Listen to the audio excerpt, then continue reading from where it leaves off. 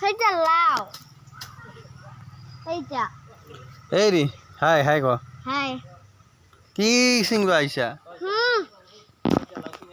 বুঝা যাবা বুঝা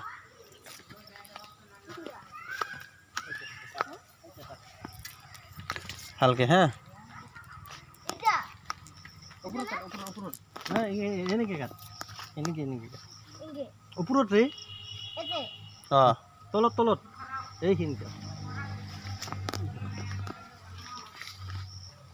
বাহ লৈ যা কেনে এটা কাটটা কৈ আছিলি হাই কি খবৰ ভাল